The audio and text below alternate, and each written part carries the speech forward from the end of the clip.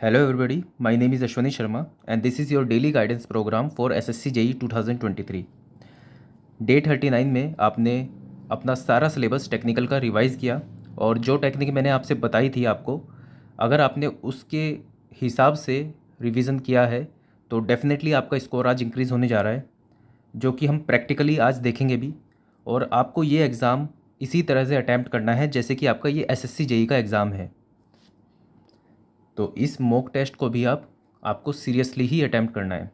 Exam में जो आपकी सिली मिस्टेक्स होती हैं उसका कारण होता है प्रेशर इतना ज़्यादा बन गया होता है, आपको ऐसा महसूस होता है कि आपके जीने मरने का सवाल है, तो उस प्रेशर के चलते आपकी सिली मिस्टेक्स हो जाती है। लेकिन जब आप मॉक टेस्ट देते हो उसके अंदर सिली मिस्टेक्स का जो रीज़न होता है वो होता है आपकी केयरलेसनेस, कि इससे क्या ही फ़र्क पड़ रहा है, थोड़े नंबर कम भी आ गए तो कौन सा मैं अभी कंपटीशन में बैठा हूँ। अगर आप ये माइंडसेट लेकर अपने मॉक टेस्ट दोगे तो अल्टीमेटली एग्ज़ाम में भी भले ही किसी भी रीज़न की वजह से सिली मिस्टेक्स होंगी, सिली मिस्टेक्स अभी से आप करेक्ट करोगे तब जाके आपका जो एग्ज़ाम होगा बिल्कुल परफेक्ट होगा। आप घर में जब क्वेश्चंस अटैम्प्ट करते हो, भले ही फुल टेस्ट नहीं अटैम्प्ट कर रहे हो, जैसे आप प्रैक्टिस भी कर रहे हो, क्वेश्चन प्रैक्टिस भी कर रहे हो, तो मान लो आपने क्वेश्चन पढ़ा और ऐसे हाथ रखा अपने सॉल्यूशन के ऊपर, आंसर के ऊपर, आप क्वेश्चन पढ़ोगे। मैं अपना भी बता रहा हूँ इसलिए मैं बता रहा हूँ कि ऐसा होता है। आपने क्वेश्चन पढ़ा और तुरंत उसका कुछ भी आंसर देखा और देखा कि अरे ये तो गलत है, नोट नहीं पढ़ा मैंने। तो ये डेली की प्रैक्टिस होती है जो हम घर पे डेली अपने आप को ट्रेन करते हैं सिली मिस्टेक्स करने के लिए। आप घर पे कोई क्वेश्चन भी प्रैक्टिस करोगे, वो भी बिल्कुल इस तरह से होना चाहिए कि ये मेरे एग्ज़ाम का क्वेश्चन है, ये एग्ज़ाम में पूछा जाएगा और ये मेरा एग्ज़ाम ही चल रहा है। यहाँ पर मैंने सिली मिस्टेक्स की तो एग्ज़ाम में भी मैं करूँगा। आप अपने आप को जिस चीज़ के लिए ट्रेन करोगे, एग्ज़ाम में वही होने वाला है। तो आपको ये मॉक टेस्ट बिल्कुल इसी तरह से देना है जैसे कि आप SSC JEE का एग्ज़ाम ही लिखने जा रहे हो। तो सबसे पहले तो ऑल द बेस्ट आप सभी कैंडिडेट्स को जो ये मॉक टेस्ट देने जा रहे हो। DGP प्रोग्राम के हर एक बच्चे के लिए मैंडेटरी है कि आपको एग्ज़ाम देना ही है। पिछली बार 250 प्लस बच्चों ने अपना एग्ज़ाम दिया था और गूगल फॉर्म में अपलोड कर दूंगा वर्चुअल लाइब्रेरी के ऊपर। आपको उसके अंदर अपने रीजनिंग, टेक्निकल और जीके के मार्क्स अपलोड करने हैं और ध्यान से अपलोड करना उसको, क्योंकि जब मैं सम करता हूँ उसको, कई बार ऐसा होता है कि जीके में टेक्निकल के मार्क्स लिख दिए या फिर टेक्निकल में रीजनिंग के मार्क्स लिख दिए तो उससे ऊपर नीचे चीज़ें हो जाती हैं, तो सम थोड़ा गलत बैठ जाता है और फिर मुझे मैनुअली करेक्ट करनी पड़ती हैं चीज़ें एनालाइज़ करने के लिए। तो बिल्कुल ध्यान से ही आप उस गूगल फॉर्म को भरोगे। उसके अंदर मैं ज़्यादा एंट्रीज़ नहीं रखूँगा इस बार, ताकि थोड़ा फिजिबल सा रहे और मेरे लिए भी थोड़ा फिजिबल रहे, क्योंकि इस वीक मैं काफ़ी बिजी हूँ। अब मेरे एग्ज़ाम होने जा रहे हैं, लगातार 4 एग्ज़ाम हैं मेरे, तो इसलिए मैं अपनी तरफ से अपना 100% दूंगा, लेकिन जितना मेरे पास टाइम होगा उसके अकॉर्डिंग ही मैं चीज़ें कर पाऊँगा। तो गूगल फॉर्म में सिंपल एंट्रीज़ होंगी, उसमें रीजनिंग, जीके और टेक्निकल के मार्क्स आपको अपलोड करने हैं अपने। उसके बाद फिर मैं उसको एनालाइज़ करके देखूंगा कि कितनी इंप्रूवमेंट हुई है और क्या चीज़ें हो सकती हैं और बेहतर। दूसरा, आपको ये जो एग्ज़ाम देना है, आपके पास कोई भी टेस्ट सीरीज़ हो, आपने अगर ख़रीद ली है टेस्ट सीरीज़ तो आप उसी से टेस्ट दोगे। आपको कोई एक्स्ट्रा टेस्ट सीरीज़ ख़रीदने की ज़रूरत नहीं है। आपने किसी भी इंस्टीट्यूट की ख़रीद ली हो तो आप उससे दे सकते हो। अगर आपने नहीं ख़रीदी है तो तब भी आप कोई भी ख़रीद लो। मेरा सजेशन ये रहेगा कि आप टेक्स्ट बुक की टेस्ट सीरीज़ ख़रीद लो, क्योंकि काफ़ी सारे टास्क मैं उसी के थ्रू देता हूँ। तो आप टेक्स्ट बुक की टेस्ट सीरीज़ ख़रीद के उसके अंदर SSC JEE test series open करोगे सिविल की, और आपकी जो भी रेस्पेक्टिव ब्रांच है उसके अंदर फुल टेस्ट 8 आप ओपन करोगे। उसके अंदर 1/3 मार्किंग के हिसाब से ही टेस्ट है, तो आपको एक बार अब एहसास कर लेना चाहिए कि 1/3 नेगेटिव मार्किंग में आप कितने मार्क्स आ रहे हैं। 1/4 में शायद आपकी 110, 115, 120 भी आ रहे हो, क्या पता 1/3 में और कम हो जाए या फिर आपको फ़ायदा हो ओवरऑल रैंक में। तो ये आपका देखना ज़रूरी है कि आपके कितने मार्क्स आ रहे हैं फुल टेस्ट 8 में। तो टेक्स्ट बुक की ही टेस्ट सीरीज़ ख़रीदना अगर आपने कोई और टेस्ट सीरीज़ नहीं ली हुई है। और वैसे काफ़ी सस्ती है ये टेस्ट सीरीज़ टेक्स्ट बुक की, लेकिन अगर आप इस कोड का यूज़ करोगे तो आपको 10% डिस्काउंट और मिल जाएगा। या तो ये कोड यूज़ कर लेना या फिर नीचे डिस्क्रिप्शन में भी लिंक दिया हुआ है, आप वहाँ से भी वो लिंक को क्लिक करते ही आप परचेज़ कर सकते हो। तो आपको फुल टेस्ट 8 देना है, टेक्स्ट बुक से देना है या फिर अपनी टेस्ट सीरीज़ से देना है, और बिल्कुल इसी तरह से देना है जैसे कि आपका SSC JEE का ही एग्ज़ाम हो। और उसके बाद गूगल फॉर्म में आपको अपने मार्क्स अपलोड करने हैं। या तो ये फॉर्म आपको वर्चुअल लाइब्रेरी से मिल जाएगा या फिर इस वीडियो के डिस्क्रिप्शन में मिल जाएगा या फिर मेरे टेलीग्राम ग्रुप द सिविल बंदा,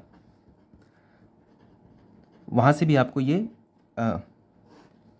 गूगल फॉर्म मिल जाएगा। और उसके बाद जब काफ़ी बच्चे अपलोड कर देंगे अपने मार्क्स, तो फिर मैं स्प्रेडशीट भी उसकी अवेलेबल करा दूंगा आपको, ताकि आप कंपेयर कर सको बाकी बच्चों के साथ। तो बिल्कुल जेन्युइनली ऑनेस्टली आपको ये टेस्ट देना है। ऐसा नहीं सोचना है कि टेस्ट बीच में पॉज कर दूं, थोड़ी देर घूम के आ जाऊं, उसके बाद टेस्ट दे दूं। जैसे आप एसएससी जेई में करोगे वैसे ही आपको यहाँ करना है। तो बिल्कुल सिंसियर होके ही आपको ये टेस्ट देना है। तो अब पहले तो ऑल द बेस्ट आप सभी को।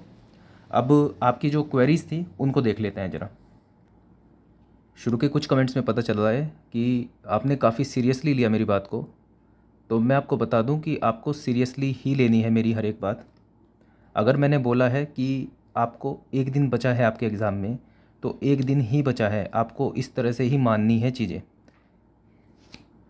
चलो एक एनालिसिस करके देखते हैं कि कितना टाइम बचा है आपके पास। कोई एक्स बच्चा है, वो 6 आवर पर डे पढ़ता है। अभी मान लेते हैं 2 महीने आपके एग्ज़ाम के बचे हैं, मानते हैं 2 महीने आपके पास बचे हैं। तो आप हर दिन 6 घंटे पढ़ते हो, तो इस बच्चे के पास 2 महीने ही बचे हैं। ठीक है, अगर ये बच्चा अपने 3 घंटे बढ़ा दे और 9 घंटे पढ़ना स्टार्ट कर दे पर डे, तो अब इसके पास 2 महीने नहीं 2.5 महीने बचे हैं। और यही बच्चा अगर 6 घंटे से सिर्फ 3 घंटे पे आ जाए डेली पढ़ाई में, तो इसके पास अब 2 महीने भी नहीं बचे हैं, 1 मंथ, सिर्फ 1 महीना बचा है। और ये बात जो मैंने आपको बोली थी कि आपके पास बस एक दिन बचा है पढ़ाई का, वो ये सोच के बोली थी कि अगर आप केयरलेस हो पढ़ाई के लिए और आप बस ये सोच रहे हो कि हाँ कल को पढ़ लूँगा, परसों को पढ़ लूँगा, अगर आप एक भी घंटा नहीं पढ़ रहे हो, एक भी आवर के लिए नहीं पढ़ रहे हो, तो आपका एग्ज़ाम फिर समझो कल को ही है। इसको इस तरह से भी इंटरप्रेट करो। अगर आप सिर्फ अपने टाइम को किल कर रहे हो, पढ़ाई करने को अगले दिन पे टाल रहे हो कि हाँ बहुत टाइम बचा है, तो आपके पास एक भी दिन नहीं बचा है, इस तरह से सोच के देखो।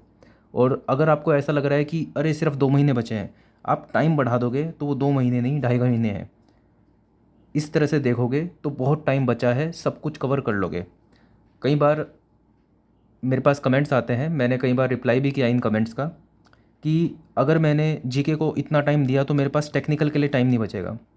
आप ये चीज़ सोच के देखो, आप 2-3 घंटे पढ़ते ही जीके को आपको महसूस होने लगता है कि यार जीके को टाइम ज़्यादा दे दिया।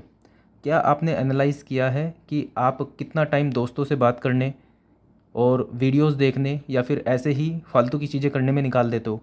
आप उस टाइम पे आपने उस टाइम को अगर एनालाइज़ करना शुरू कर दिया, तो ये टाइम तो कुछ भी नहीं है उसके टाइम के पहले सामने। 24 घंटे आपको मिलते हैं। अगर आप 8 घंटे भी सो जाते हो, तब भी आप जीके को 4 घंटे दे के तब भी आप टेक्निकल को 8 घंटे भी पढ़ सकते हो। चलो अभी रूटीन की ही बात चल रही है तो थोड़ा सा स्केड्यूल देखते हैं। चलो, आपके पास 24 घंटे आपको मिले, ध्यान से सुनना चीज़ों को। आपके पास 24 घंटे आपको मिले, आप कई लोगों को ये ऑब्सेशन होती है कि कम सो के हम ज़्यादा पढ़ सकते हैं। ओवरऑल देखा जाएगा तो उतना नहीं पढ़ पाते हैं वो। देखते हैं कि चलो मान लो आप 8 घंटे सो गए, 8 घंटे आप सो गए और 4 घंटे आपने इधर उधर की चीज़ों में लगा दिया, 12 घंटे आपके इन सब चीज़ों में चले गए। अब आपके पास 12 घंटे बचे हैं।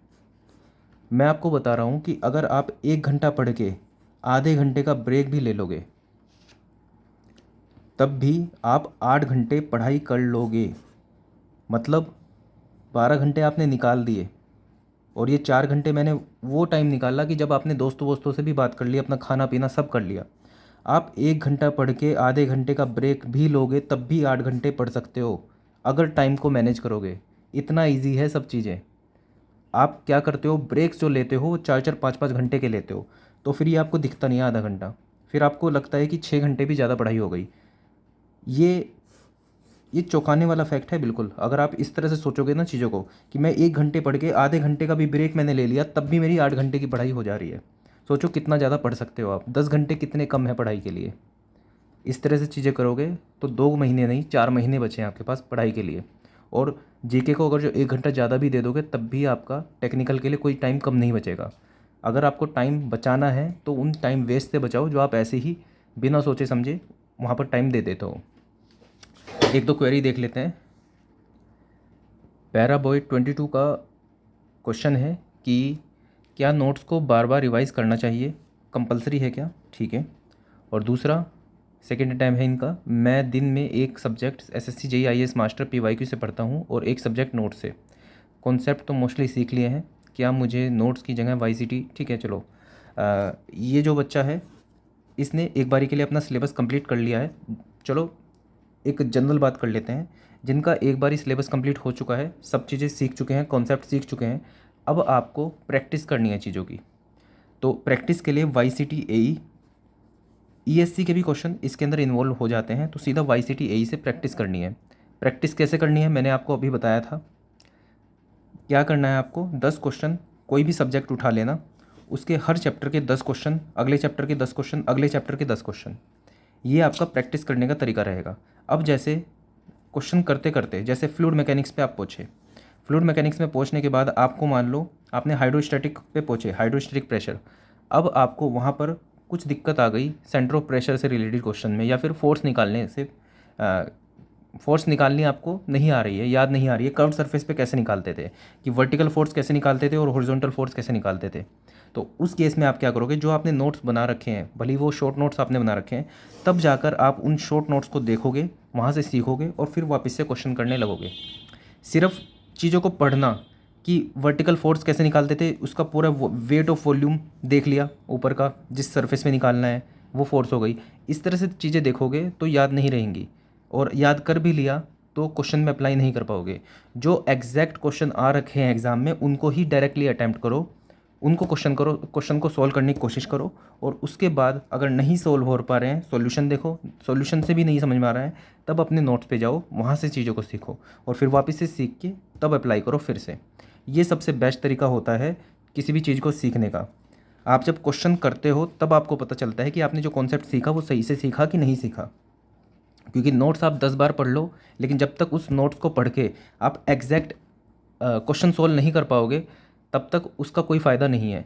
यही होता है कि जब आप कोचिंग करते हो पूरे साल भर की, उसके अंदर सिर्फ हम क्या करते हैं, डेटा को अपने दिमाग में डालते हैं, कॉन्सेप्ट को अपने दिमाग में डालते हैं, लेकिन फिर जब एग्ज़ाम होता है तो जो कोचिंग कर रहा होता है उसके अगर 100 में से 30 आ रहे हैं, और जिसने ऐसे ही अपने आप से तैयारी की थी क्वेश्चन प्रैक्टिस कर करके, उसके उसके उस कोचिंग वाले से ज़्यादा मार्क्स आ जाते हैं। ऐसा नहीं है कि कोचिंग वाले ने कुछ गलत पढ़ाया, या फिर ऐसा भी नहीं है कि ये कोचिंग वाले को कम ज्ञान है, कोचिंग वाले को ज़्यादा ज्ञान होगा उस दूसरे बच्चे से, लेकिन एग्ज़ाम में नंबर लाने हैं तो उसके लिए प्रैक्टिस करने पड़ेंगे आपको, क्वेश्चंस को बार बार करना पड़ेगा, अच्छे से करना पड़ेगा। तो जो आपने कॉन्सेप्ट सीखे हैं उनको आपको क्वेश्चन के थ्रू सीखना पड़ेगा। बेटर है कि आप उन क्वेश्चन से सीखो जो एग्ज़ाम में पूछे जा चुके हैं, और उसके लिए YCT AE बिल्कुल बेस्ट किताब है। तो आज की इस वीडियो को यहीं पे वाइंड अप करते हैं। ऑल द बेस्ट आप सभी को अपने कल के एग्ज़ाम के लिए। और अब से वीडियोस थोड़ी शॉर्ट ही होंगी क्योंकि मेरे भी एग्ज़ाम आ चुके हैं, तो फिर भी मैं आपको इतना गाइड कर दूंगा ताकि आप पूरे दिन की पढ़ाई कर सको। So that's all for this video. Thank you.